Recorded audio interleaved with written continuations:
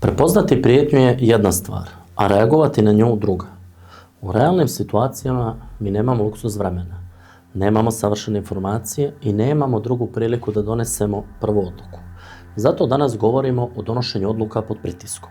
Ne kako reagovati savršeno, već kako reagovati dovoljno brzo i dovoljno dobro. Pritisak ne mijenja samo situaciju, on mijenja i način na koji razmišljate. A u stresu ljudi često traže savršenu odluku, a izgube vrijeme za dovoljnu odluku. Najopasniji trenutak je oklijevanje. One sekunde izgubljene u neodlučnosti često postaju problem kasnije. Ljudi ne zamrznu zato što su slabi, zamrznu zato što nisu spremni. Mozak pod pritiskom traži poznati obrazac i ako taj obrazac ne postoji, nastaje totalna blokada. Zato se reakcije moraju trenirati unaprijed.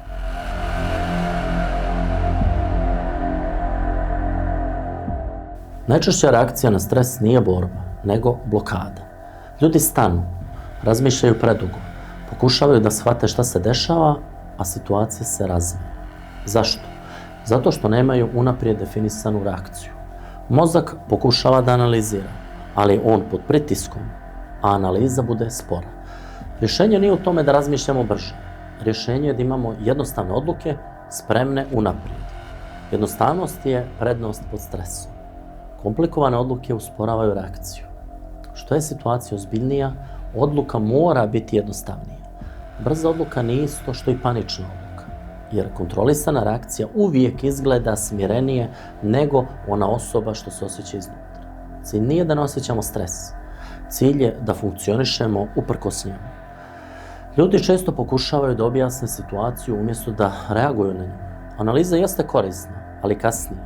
Tokom samog incidenta važna je akcija. Nesigurnost je normalna, ali neodlučnost je opasna.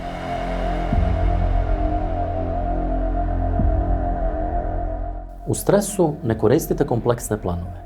Koristite jednostavna pravila. Primijeni, odluči, djeluj.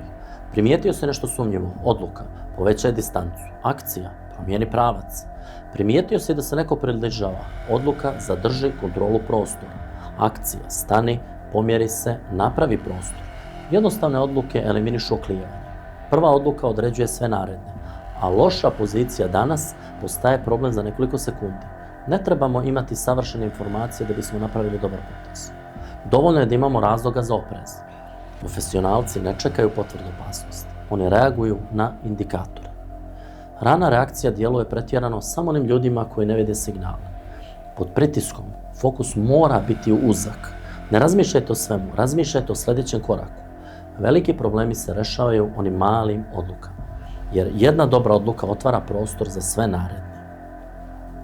U većini situacija vi ćete imati 3 opcije.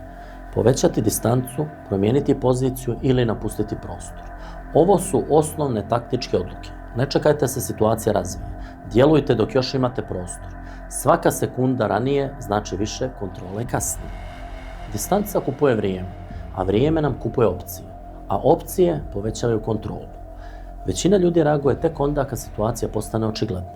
Tada je manevarski prostor mnogo manji. Mala promjena pozicije može potpuno promijeniti situaciju. Jedan korak u stranu može biti važniji od 10 koraka kasnije. Kontrola prostora znači kontrolu mogućnosti.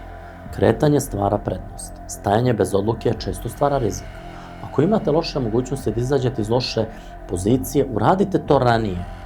Ne čekajte da problem postane direktan.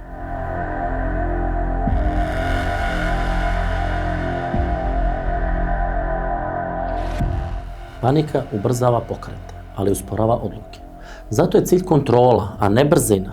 Disanje stabilizuje reakciju. Jednostavni fokus vraća kontrolu. Ne morate vi znati sve. Dovoljno je da uradite sljedeću ispravnu stvar. Jedan korak, jedna odluka, a zatim sljedeća. Panika tjera ljude da ubrzaju bez pravca. Kontrola znači da zadržite pravac, jer instinkt bez kontrole vodi impulsu. Kontrolisan instinkt vodi akciji. Smireni ljudi ne djeluju sporo, oni djeluju precizno. Pritisak sužava pažnju. Zato morate svjesno vraćati fokus na ono što je važno. Znate, kontrola disanja nije trik. To je način da zadržite sposobnost odlučivanja. A kada kontrolišete tempo reakcije, kontrolišete i dio same situacije. Najčešće greške su uvijek iste. ignorisanje onog prvog signala. Razmišljamo predugo. Reagujemo tek kad postane kasno i najčešće reagujemo panično. Ove greške nisu slučajne. One su rezultat nedostatka pripreme. Ljudi često čekaju da budu potpuno sigurni prije nego što djeluju, ali stvarne situacije rijetko kada daju potpunu sigurnost. Kasna reakcija skoro uvijek zahtijeva agresivniju reakciju kasnije. Dakle, rano djelovanje često izgleda možda jednostavno, upravo zato što je urađeno na vrijeme. Mnogi problemi postaju opasni tek kada ih ignorišete dovoljno dugo. Neodlučnost troši vrijeme, a vrijeme je resurs koji se najbrže gubi pod pritiskom. Kada izgubite inicijativu, onda situacija počinje kontrolisati vas.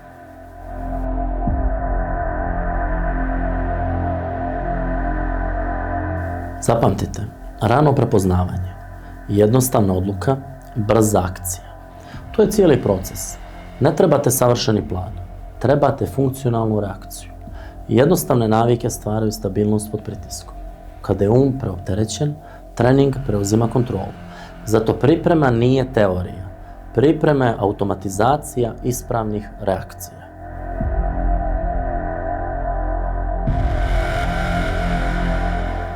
Pod pritiskom nećete reagovati bolje nego što ste trenirali. Reagovat ćete onako kako ste navikli.